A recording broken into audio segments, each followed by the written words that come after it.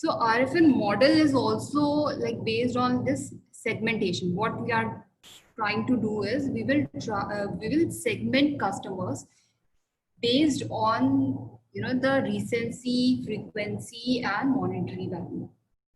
तो हमने एक CLV मेथड तो यूज किया ही था, but you can bring in machine learning in this, and based on the date, okay, date of actual transaction, you can join these things, recency, frequency and monetary value, and then you can come up with the segment of customers. कौन से customers तुम्हारे best customers हैं, who all are lost customers, all those things you can do through this RFM analysis. So it's the best way to do customer lifetime value, to calculate customer lifetime value. So what is the need of segmentation?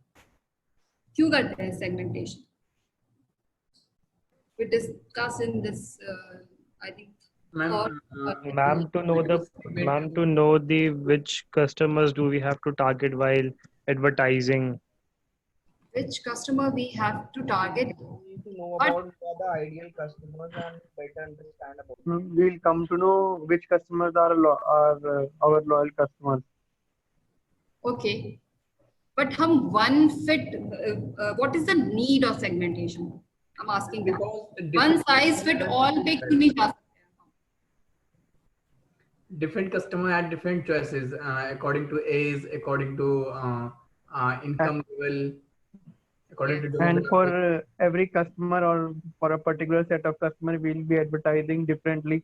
We'll be giving them different offers so that we could increase our revenue and increase our customer. Yes, ma'am. To identify which type of customers to be like focused more and on which the investment should be done more. Right. So basically, different customers have different needs and different tastes, different preferences. So एक ही product हम सब customers को नहीं दे सकते. And there are like different segments. So basically हम अच्छे से उन्हें target कर सके. We give them to get that better marketing response. This is the reason why we go for customer segmentation, because when you give a personalized product, customers are more satisfied, they are more responsive, and this is the main reason why we go for customer segmentation. Okay, so some are big spenders, some are almost lost customers, so all have diverse needs and desires, and they also respond to your marketing campaigns in different ways. So through segmentation, you can improve your marketing performance. कि ये customers they have these needs, तो इनके लिए जो marketing campaigns होगा या ad campaigns, whatever you are making, you keep those preferences and make those personalized, marketing campaign or whatever, marketing activities that you are doing. And this is the reason why we do segmentation. So what is the benefits of RFM analysis? We will be doing, segmentation based on RFM. So it will increase customer retention. It will increase response rate.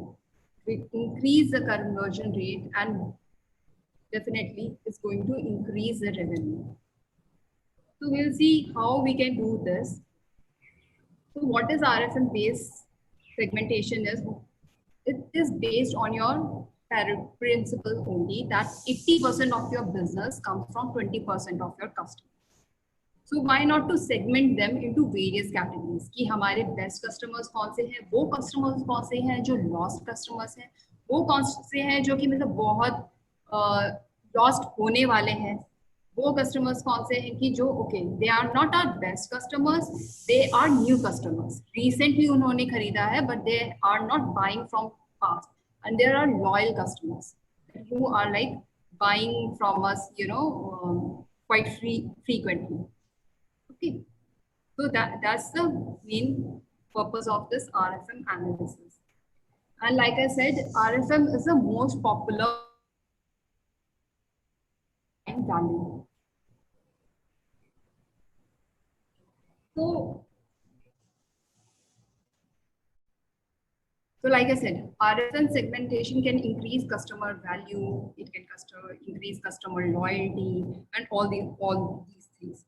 So what does RFM means? क्या होता है? Recency, 3 indicators लेते हैं. Recency, time since last purchase. अगर तुमने for example हमारा analysis date, why I am saying analysis date, इस पे मैं बाद में आऊंगी व्हेन आई शो यू कि आर में हम कैसे ये करते हैं एनालिसिस डेट. फॉर एग्जाम्पल आज today is 27th of August, right? तो अगर हम आज एनालिसिस कर रहे हैं और किसी ने 3 महीने पहले खरीदा है, तो बेसिकली जुलाई और अगस्त, मे बी जून में जो खरीदा है जिसने, ओके, 2 months पहले. तो अगर मैं आज, मेरी एनालिसिस डेट आज है, तो these are like 2 months, basically 60 days. ये मेरी रिसेंसी की वैल्यू होगी. कितनी बार खरीदा है, frequency, what ever time frame I am checking, वो टोटल नंबर ऑफ परचेजेस मेरी फ्रीक्वेंसी होगी. और कितना order value total in a time frame that I am selecting, that gives me a total monetary value. Ma'am frequency वो होगी कि जैसे particular for example company ने 2 months का टाइम लिया और 2 months में जैसे किसी ने 5 टाइम परचेज किया, तो फ्रीक्वेंसी 5 हो जाएगी ना ma'am? yes, whatever time frame you select, basically अगर तुमने 1 साल का टाइम फ्रेम लिया, ठीक है, तो 1 साल में बेसिकली उस कस्टमर ने नंबर ऑफ टाइम्स कितनी बार परचेज किया है, उसने अगर 10 बार परचेज किया है, दैट इज फ्रीक्वेंसी. उसकी लास्ट परचेज 1 साल का टाइम लिया, पर उसकी लास्ट परचेज 2 महीने पहले थी. और अगर मेरी आज की एनालिसिस डेट में लेती हूँ, तो 2 महीने पहले यानी 60 days उसकी रिसेंसी वैल्यू आ जाएगी. एंड मॉनेटरी वैल्यू 1 साल में टोटल कितना अमाउंट, बेसिकली अगर उसने 70,000 परचेज टोटल अमाउंट है, तो 70,000 is the monetary value. Okay, अभी ये डिस्कस करेंगे हम और डिटेल में. तो basically outcome of this case study is something like that. ये कस्टमर है, दिस इज कस्टमर 1 लायनल, जेनियल, ताज. ये इनके रिसेंसी डेज है 205. इससे समझ में आ रहा है ये 205 का क्या मतलब है? 90 days का मतलब क्या है? 90 days मतलब 3 महीने पहले, दिन पहले खरीदा. हाँ, लास्ट परचेज जो इसने करी थी वो 3 महीने पहले करी थी. Okay, this frequency is like, इस कस्टमर ने 6 बार परचेज किया, इसने 9, इसने 4 बार. And the monetary value is total amount, कितना, जितने भी ट्रांजेक्शन हुए, टोटल ट्रांजेक्शन, मतलब अगर एक बार उसने 40 रुपीज का, $40 का कुछ खरीदा, देन 50 का, 70 का, वॉट एवर जो सम है टोटल, वो 472 है. Okay, so this is the outcome जो हमारा अभी लास्ट में आएगा. But I am showing you this first to just give you idea कि हम रिसेंसी, फ्रीक्वेंसी, मॉनेटरी वैल्यू से क्या कर रहे हैं. हम रिसेंसी के डेज, फ्रीक्वेंसी की वैल्यू, मॉनेटरी वैल्यू, इससे हम एक RFM स्कोर कैलकुलेट करते हैं. आई विल टेल यू कि ये RFM स्कोर कैसे कैलकुलेट करते हैं. मैम, और या यहाँ पे रिसेंसी डेट 205 days है, ओके, और फ्रीक्वेंसी 6 day. तो यहाँ पे 1 year का लिया गया है, फिर 205 टोटल डेज कितनी है इसकी, मतलब सॉरी फिर से बोला, यहाँ पर टोटल डेज कितनी है, मतलब ये 6 बार जो फ्रीक्वेंसी है वो कितने दिन के अंदर ये 6 बार फ्रीक्वेंसी हुई? हाँ, तो ये जो है, ये जो 6 फ्रीक्वेंसी है, that is the time frame we are taking. Ma'am कितने दिन की है ये, 1 साल या 6 महीने या? तो इट डिपेंड्स कि whatever you are saying it taking. यहाँ पर इस डेटा सेट में हमने पूरा डेटा सेट लिया, ठीक है, इसमें हमने पूरा डेटा सेट लिया 3 साल 4 साल का, और उस पूरे डेटा सेट से ही हम फ्रीक्वेंसी कैलकुलेट करें. मतलब ये 3 साल की डेटा की है? हाँ, I think it's like 3 years. Okay, तो I will show you everything कि ये कैसे कैलकुलेट हुआ, ये सब चीजें. बट या the time frame is can be different तो बेस्ड ऑन योर डोमेन. ये सिर्फ ई कॉमर्स, ई कॉमर्स में भी हम कर सकते हैं, प्रोडक्ट के लिए भी कर सकते हैं, तुम्हारी वेबसाइट पे कितने विजिट्स आ रहे हैं उसके लिए भी कर सकते हैं. I will come on that also, I will discuss that also. But basically हम इस स्लाइड से बस तुम्हें ये समझना है कि this is going to be the outcome of the case study, कि ये कस्टमर डिफरेंट कस्टमर्स के रीसेंसी, फ्रीक्वेंसी और मॉनिटरी वैल्यू से कुछ एक RFM स्कोर कैलकुलेट करेंगे, और उस RFM स्कोर के बेसिस पे कुछ कस्टमर्स को ऐसे सेगमेंट करेंगे. कैसे करेंगे? I tell each and everything कि ये RFM स्कोर कैसे कैलकुलेट हुआ और ये सेगमेंट कैसे क्या हुआ, ये बना. I discuss everything, but are you able to understand कि ये चीज हम कर रहे हैं, and are you able to understand कि इससे क्या फायदा होगा, कि ये हमारे लॉयल कस्टमर्स हैं, ये हमारे चैंपियन कस्टमर्स हैं, लॉस्ट कस्टमर्स. तो हम ये कस्टमर्स को सेगमेंट कर रहे हैं. Okay okay ma'am. तो नेक्स्ट इज एप्लीकेशन. सो इसको हम रिटेल में या ई-कॉमर्स में बहुत सारे डोमेन्स में यूज कर सकते हैं. इसके लिए हमारा मतलब मॉनेटरी वैल्यू जो है वो डिफरेंट हो जाएगा. मॉनेटरी वैल्यू हम मनी नहीं लेंगे, बल्कि time we are spending, the time your customers are spending on your website. अगर तुम ई-कॉमर्स की बात करो, क्योंकि ज़्यादा टाइम वो स्पेंड करेंगे, they will see more ads and you know they will consume the content. तो डिफरेंट डोमेन्स के लिए it can be used. Okay, so first thing is किस टाइप का डेटा चाहिए होता है हमें for doing this RFM analysis. एक यूनिक कस्टमर आईडी चाहिए हमें. ओके, फॉर एग्जांपल अगर हम एग्रीगेट करें, obviously we need a customer ID. अगर ये लायनल, इसकी कोई एक आईडी है A और वो ये 20 दिन बाद फिर से आता है, तो इसकी एक कस्टमर आईडी लायनल की होनी चाहिए, so that हम वो एग्रीगेट कर सके, कि RFM वैल्यू कैलकुलेट कर सके. Isn't it? तो एक यूनिक कस्टमर आईडी होनी चाहिए हमारे पास. These are the things that are required in this data. Number of days since the last visit, ये क्या है हमारा? What is this number? Recency हो जाएगी मैम. रिसेंसी है. रिसेंसी होगी. Recency. And number of transactions, कितने transactions फ्रीक्वेंसी किए? हो जाएगी. Frequency. And total revenue from the customer. Monetary. It's a monetary value. तो बेसिकली कस्टमर की आईडी और ये रिसेंसी, फ्रीक्वेंसी और ये मॉनिटरी वैल्यूज ये हमें चाहिए. And there is this process. कैसे कि हम ये डेटा जो है ये ट्रांजैक्शन लेवल डेटा लेते हैं कस्टमर आईडी का, ट्रांजैक्शन डेट का, ऑर्डर अमाउंट का. फिर कुछ एक RFM टेबल बनाएंगे.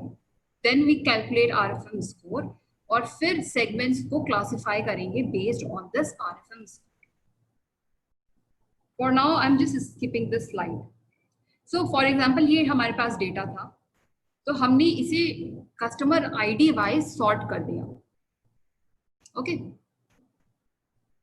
कस्टमर आईडी से सॉर्ट किया and then we have calculated, like aggregate कर दिया इसे, कि रिसेंसी डेज ये है, लाइनल के, जेन्युइन के ये है, and then frequency and monetary value.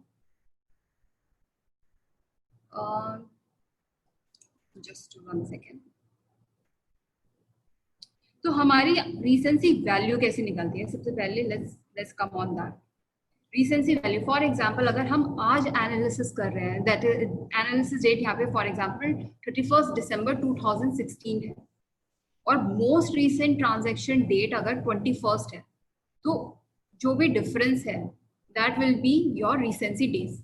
जैसे मैंने बताया कि अगर आज मेरी एनालिसिस डेट है और किसी ने 2 महीने पहले खरीदा है, तो 60 मेरे रिसेंसी के डेज हो जाएंगे. This is recency value. ठीक है, यहाँ तक सब क्लियर है? Yes, ma'am. Yes ma'am. अब फ्रीक्वेंसी वैल्यू पे आते हैं कि कितनी बार उन्होंने खरीदा है. This is nothing, simple count of transaction. जो भी हम कह रहे हैं कि अगर 1 साल, 2 साल, 3 साल जो भी हम ले रहे हैं वैल्यू, यहाँ पे 40, 15, 16, 2015, 14, 16, whatever 3 years का अगर हम ले रहे हैं, तो टोटल नंबर ऑफ ट्रांजैक्शंस कितने हुए, दैट इज द फ्रीक्वेंसी. और मॉनेटरी वैल्यू भी इज लाइक सेम थिंग, कि मॉनेटरी वैल्यू कितना, टोटल मॉनेटरी वैल्यू एक क्लब कर दिया हमने, लाइनल, जेन्युइन, कितना टोटल अमाउंट उन्होंने ये 3 साल में स्पेंड किया है, उसको सम कर दिया.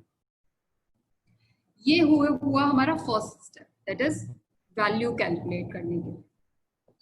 Monetary value, recency value and frequency value हमने कैसे कैलकुलेट की.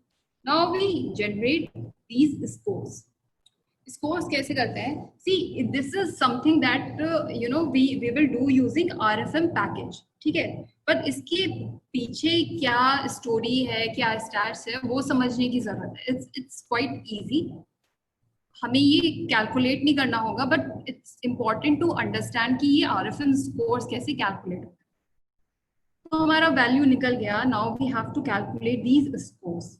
मॉनेटरी वैल्यू से हम स्कोर्स कैसे कैलकुलेट करते हैं? तो कुछ नहीं, हम क्या कहते हैं कि बॉटम 20% का ये रेवेन्यू है, उससे टॉप 40% का ये है. तो हम अपनी डेटा को ऐसे कट कर देते हैं इन डिफरेंट क्वांटाइल्स. ओके, और उन क्वांटाइल्स को हम एक स्कोर देते हैं कि अगर 254.8 से इक्वल या उससे कम वाले जो मॉनेटरी वैल्यू वाले हैं लोग, उसको स्कोर 1 कर दो, इसके बीच वाले का स्कोर 2 कर दो. ऐसे ऐसे जितनी हायर वैल्यू है, देखो मॉनेटरी वैल्यू, उतना हाई स्कोर कर दो. ओके मैम ये स्कोरिंग किस बेसिस पर है? सॉरी, ये स्कोरिंग मैम किस बेसिस पे, क्या क्राइटेरिया पे हमने इनको एलोकेट किया है स्कोर अच्छा, पर्टिकुलर मॉनेटरी वैल्यू पे? ओके. सो बेसिकली हमने अपना डेटा देखा कि हमारा कितना डेटा है. हमने 20%, 40%, 50% इसकी क्वांटाइल बना. क्वांटाइल इज बेसिकली नथिंग कि 20%, मैं कह रही हूँ कि तो 20% डेटा जो 254.8 से कम है, 40% जो टोटल मेरा डेटा है वो 381 से कम है. तो अब मैंने इसका स्कोर ऐसे किया कि अगर किसी की हाई ऑनर्स के, सिर्फ स्कोर मैंने 1 to 5 ही रखा. अगर किसी की मॉनेटरी वैल्यू हाई है तो उसको मैं हाई स्कोर दे दूँ. Okay, because that customer will be more valuable, isn't it? कोई कस्टमर अगर मुझसे बहुत ज्यादा 80% से हाई वाला है ये, अगर कोई कस्टमर मुझसे बहुत हाई, मतलब उसकी जो मॉनेटरी वैल्यू है, उसने जो भी मैंने टाइम लिया है उसमें उसने बहुत ज्यादा स्पेंड किया है, then his monetary value is high, तो मैं उसे हाई स्कोर दे दूँ. और जिसकी मॉनेटरी वैल्यू कम है उसे मैंने कम स्कोर दिया. ओके, तो इस तरीके से मैंने कस्टमर को स्कोर दे सकती हूँ मैं, मॉनेटरी स्कोर. मैम ये 0%, 20%, 40% जो हमने किया है, तो ये 40% कस्टमर ये 380 रेवेन्यू जनरेट किया नहीं, हाँ, मतलब 40% कस्टमर्स की मॉनेटरी वैल्यू 381 है. मैम ये 100% कस्टमर की मॉनेटरी वैल्यू 4088 कैसे हो सकती है? 1488 ये तो टोटल मॉनेटरी वैल्यू है ना, मॉनेटरी वैल्यू डॉलर्स में. नहीं समझ में आया ये? नो मैम, नो मैम, शुरू से बता दो, नहीं हम समझ यही आया। समझा दो, नहीं समझ आया वाला. मैम थोड़ा सा स्टार्टिंग से बता दीजिए. अच्छा, ठीक है. फॉर एग्जाम्पल, मैम यहाँ समझ में ये चीज नहीं आ रही है. जैसे आपने बताया कि 40% कस्टमर की रेवेन्यू मॉनेटरी वैल्यू 381 है, ठीक है, लेकिन फिर 100% कस्टमर की मॉनेटरी वैल्यू 1488 से कम, मतलब अच्छा समझ गया, मतलब हाँ. बेसिकली 20, अगर तुम सिर्फ 20% तक देखोगे, तुम्हारे कस्टमर्स की वैल्यू ऐसे है कि इतने 20% कस्टमर्स ने 254.8, ये इनकी मॉनेटरी वैल्यू. बेसिकली एक साल में इन्होंने 254.8 तक मैक्सिमम खरीदा है. मैं तुम फॉर एग्जांपल, तुम्हारा क्या नाम है? हाँ, मतलब 1488 के अंदर सारे कस्टमर आ गए. एग्जैक्टली. हाँ, अब समझ में आया?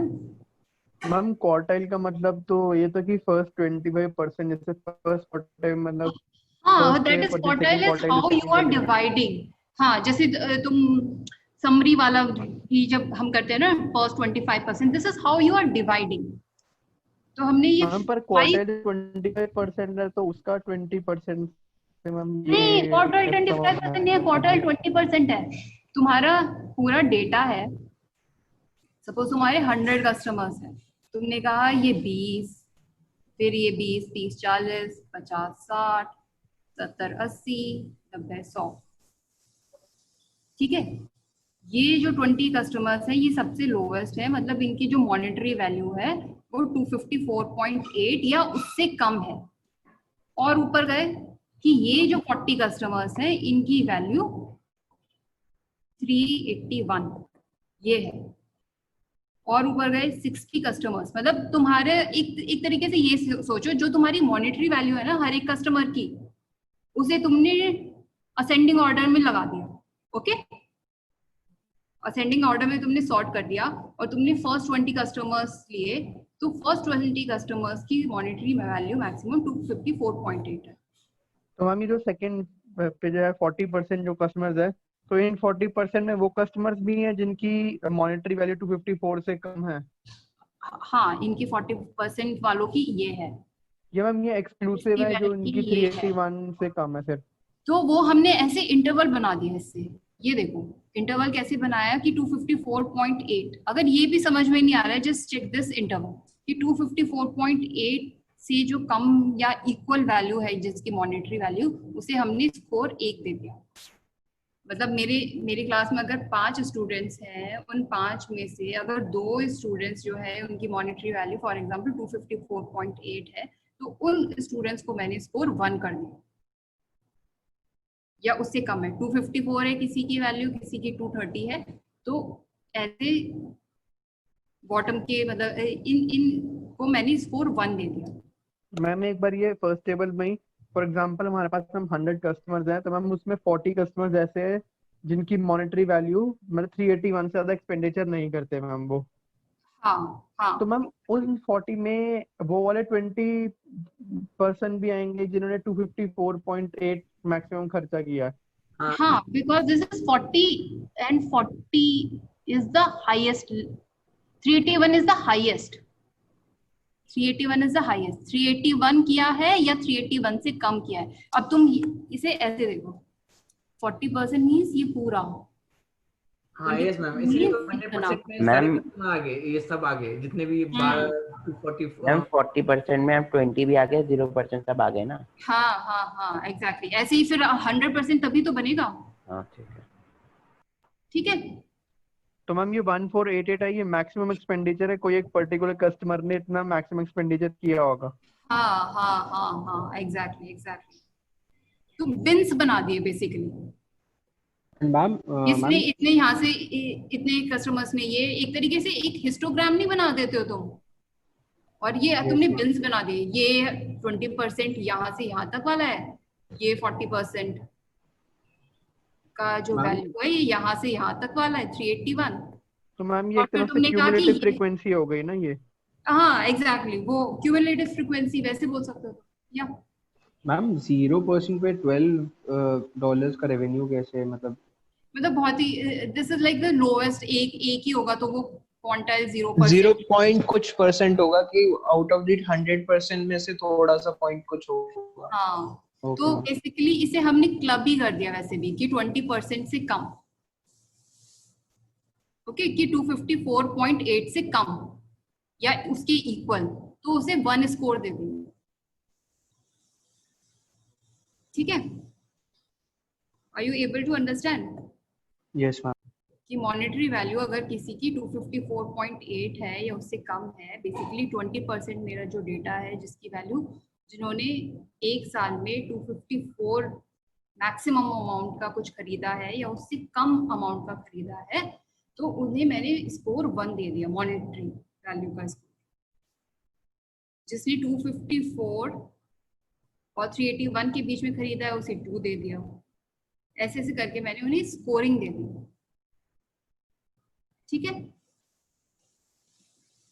अभी समझ में आया? फॉर एग्जाम्पल ये जो कस्टमर है ये इस इंटरवल में फॉल करता है, इसकी वैल्यू 196 थी मॉनेटरी वैल्यू, तो ये लेस देन इक्वल टू इस वाले कस्टमर में इस वाले इंटरवल में फॉल करता है। ठीक है, तो इसे मैंने स्कोर 1 दे दिया। Okay, yes ma'am. तो जैसे हमने ये मॉनेटरी वैल्यू का करा, वैसे ही you can read about it कि बॉटम 20% 254.8 से कम स्पेंड कर रहे हैं, फिर 254.8 से इतना, ये नेक्स्ट 20%, सो क्यूमुलेटिव है। देन ऐसे ही हमने फ्रीक्वेंसी के स्कोर्स दिए कि 3 जो है बहुत ही कम है, एंड हमने कहा 20% जो है ऐसे 3 है, तो इसको 1 स्कोर दिया, इसको 2, और ज्यादा जिसने किया 3 से 4 के बीच में उसने 2 स्कोर दिया, उसे और बेटर स्कोर दे दिया। ऐसे ऐसे करके हमने फ्रीक्वेंसी के स्कोर को ऐसे दे दिया based on these intervals. Okay, and recency में थोड़ा डिफरेंट होगा। क्यों डिफरेंट होगा? रीसेंसी में क्या डिफरेंस लग रहा है तुम्हें? ये मेरा फ्रीक्वेंसी वाला स्कोर था, ये मेरा मैम मॉनिटरी ये वैल्यू था। रीसेंसी, हम स्कोर्स जो हैं that is in descending order. हाँ, scores are in descending order.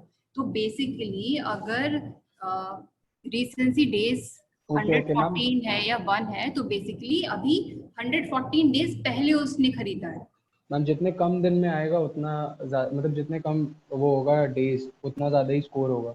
या उतना ज्यादा अच्छा है, because that customer is more active, he is live, he is not a Yes. Dead customer. तो बेसिकली कि अगर हाई मॉनिटरी वैल्यू है तो हमने हाई स्कोर दे दिया, एक 1 to 5 का बैंड रखा। हाई मॉनिटरी वैल्यू है तो उसे हाई स्कोर दे दिया, उसकी हाई फ्रीक्वेंसी वैल्यू है तो उसे हाई स्कोर दे दिया। और रिसेंसी वैल्यू अगर उसकी कम है, बेसिकली वो ज्यादा रिसेंट है, then is a more valuable customer. तो रिसेंसी वाले स्कोर्स उल्टे हो गए। ओके, क्योंकि ये देखो, ये जैसे ये कस्टमर है, इसकी रिसेंसी डेज 619 डेज पहले इसने परचेज किया था, इसलिए इसको स्कोर लोवेस्ट दे दिया 1। ये समझ में आया रिसेंसी, फ्रीक्वेंसी, मॉनिटरी स्कोर कैसे किया? Yes Yes, ma'am. ओके, तो ये रिसेंसी, फ्रीक्वेंसी और मॉनिटरी स्कोर करने के बाद हम सिंपल एक फॉर्मूला लेते हैं कि आरएफएम स्कोर या तो कॉन्कैटिनेट भी कर सकते हो, 3 4 3। रिसेंसी स्कोर 3 था, फ्रीक्वेंसी 4 था, मॉनिटरी वैल्यू 3 था, तो इसका आरएफएम स्कोर 343 हो गया। या फिर सिंपल ये फॉर्मूला ले सकते हो, तो कि 3 into 100 + 4 into 10 + 3 = 343। ऐसे हम एक आरएफएम स्कोर्स पे आ जाते हैं। यहाँ तक सब क्लियर है? आरएफएम वैल्यू क्या होती है, आरएफएम स्कोर हमने कैसे कैलकुलेट किया, ये हमने बिनिंग करी कस्टमर्स की, एंड देन हमने इस इंटरवल के बेसिस पे उन्हें 5 सेगमेंट्स, जैसे 5 ब्रैकेट्स में किया, पूरे डेटा को हमने 5 ब्रैकेट्स में कर दिया, 20 का ब्रैकेट लेके, and then we have given them scores, recency, frequency and monetary value. उसके बाद हमने एक आरएफएम स्कोर निकाला। RFM score is nothing, is just a concatenate of these 3 things, 3 4 3, जो अब तुम्हारा आरएफएम वैल्यू आ रहा है, और you can calculate it like this. This is a RFM score. अब क्या करते हैं कि हम आरएफएम स्कोर्स के बेसिस पे ना हम सेगमेंट्स डिस्क्राइब करते हैं। ये देखो, ये सेगमेंट समझ में आ रहे हैं नहीं? Champions, bought recently, buy often and spend the most, best customers। Recency भी इनकी बहुत हाई है, फ्रीक्वेंसी भी बहुत हाई है, मॉनिटरी वैल्यू भी बहुत हाई है। मतलब ये बहुत रिसेंट भी तुम्हारी, ये बेस्ट कस्टमर नहीं हुआ है तुम्हारे, सबसे ज्यादा रिसेंटली भी खरीदे हैं, मतलब दे आर एक्टिव कस्टमर्स, सबसे ज्यादा they are buying often, they are buying, basically उनकी फ्रीक्वेंसी वैल्यू भी हाई है और उनकी मॉनिटरी वैल्यू भी हाई है, and we have named this segment as champions. Similarly, loyal customers, they spend good money and they are responsive to promotions। तो basically उनकी monetary value high है और उनकी रिसेंसी और frequency, we have created these permutation and combinations. New customers देखो, who are new customers, they are the ones who have like not bought with us, की बहुत frequent नहीं, recency scores है क्योंकि न्यू है, अभी अभी इन्होंने खरीदा है, बट ये न्यू कस्टमर्स है, इस वजह से फ्रीक्वेंसी की वैल्यू हाई नहीं है इनकी, या इनकी मॉनिटरी वैल्यू भी हाई नहीं है क्योंकि इतने सारे इन्होंने ट्रांजैक्शंस नहीं किए, अभी अभी ये आए हैं। तो this is the way you can segment your customers कि ये रिसेंसी का स्कोर है, ये फ्रीक्वेंसी का है, ये मॉनिटरी वैल्यू का स्कोर है, and this is how you can segment them. तो डू यू थिंक कि इसमें कोई फायदा लग रहा है सेगमेंट करने का ऐसे? Yes ma'am. मैम जो फर्स्ट 3 उन पे ज्यादा स्ट्रेस करेंगे, यस मैम। ये फॉर एग्जांपल ये कस्टमर है ना, ये चैंपियंस, ये स्पेंड कर रहे हैं, खरीद रहे हैं, तो इसमें मैं कोई प्रमोशन नहीं करूंगी, मैं अपना प्राइस नहीं गिराऊंगी इन कस्टमर्स के लिए, न्यू मैम कस्टमर्स के लिए। या ma'am but I but think मैं ज़्यादा ही बाइफरकेट करा है मैम, क्योंकि at risk and can't lose them में ऑलमोस्ट सेम ही है दोनों। At risk and can't lose them, yes ma'am, दोनों के डिस्क्रिप्शन।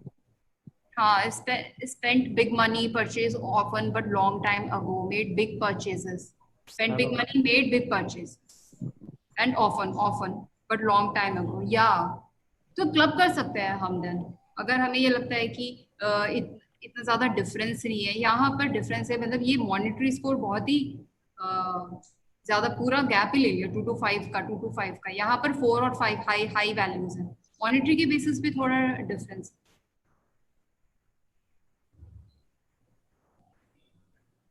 या हो सकता है, देखो वही है, जब when you are segmenting customers you have to see कि ये वाले जो सेगमेंट्स हैं वेदर दे आर बहुत डिफरेंशिएटेड है, ये कुछ ज्यादा ही हमने इसे सेगमेंट कर दिया है, it can be club together. But at risk वाले and can't lose them are like you know, वो रिस्की है and they are the ones की जिस पे फोकस करने की बहुत जरूरत है। These two also need attention। above average recency value है इनकी frequency और monetary value 3-4 के बीच में।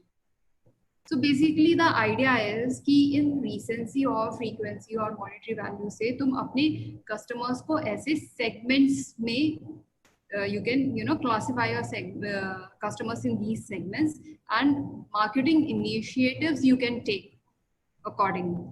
अभी ये हमारे lost customers हैं, रीसेंसी वैल्यू भी इनकी बहुत कम है, फ्रीक्वेंसी, मॉनिटरी वैल्यू, सब चीज बहुत कम है, खरीद ही नहीं रहे, बहुत पहले इन्होंने खरीदा होगा, they are lost. Even these hibernating, ये भी लॉस्ट कस्टमर टाइप्स ही है। And these are like about to sleep, कुछ इनमें अबाउट टू स्लीप में भी और नीड अटेंशन में भी कुछ करना चाहिए। Your marketing activities should be aligned to to make them to retain them, ये चर्न हो जाएंगे। Any comments, anything you are feeling on this?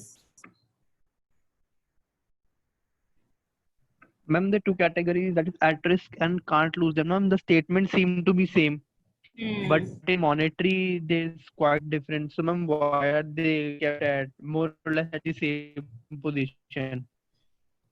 Yeah, monetary value थोड़ा different है and that's why they have been segmented as named at it थोड़ा differently। But it depends कि तुम्हारे data में कितनी वैल्यू किसकी आ रही है, एट रिस्क वाली की आ रही है, कांट लूज देम की आ रही है, and then how you are reading this data कि 4 और 5 मतलब फ्रीक्वेंसी भी हाई है इनकी, मॉनिटरी वैल्यू भी बहुत हाई है, और रीसेंसी इतनी रीसेंट नहीं है, ये थोड़े ज्यादा they have scored like more on recency, but ये रीसेंट नहीं है शायद इनको क्योंकि ये फ्रीक्वेंसी और मॉनेटरी वैल्यू भी इनकी हाई है, तो अभी रीसेंट नहीं है, तो मे बी ये कुछ ऐसे दे कि ये खरीद ले, maybe you have to give them a promotion और समथिंग कि वो परचेज करें। Yes, any questions on this?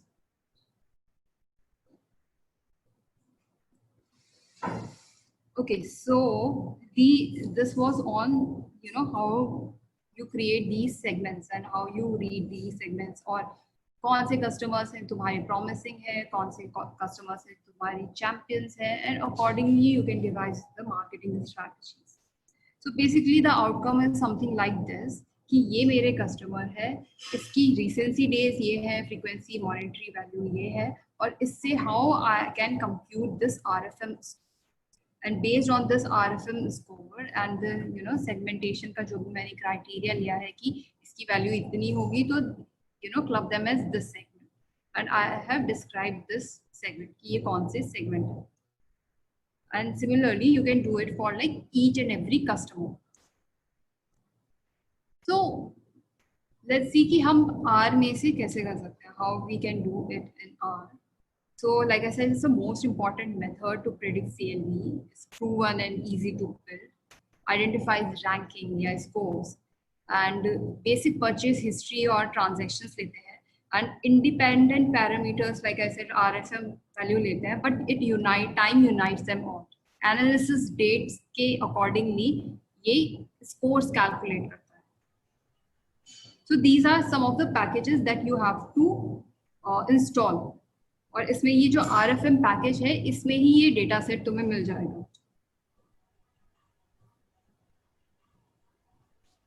Okay.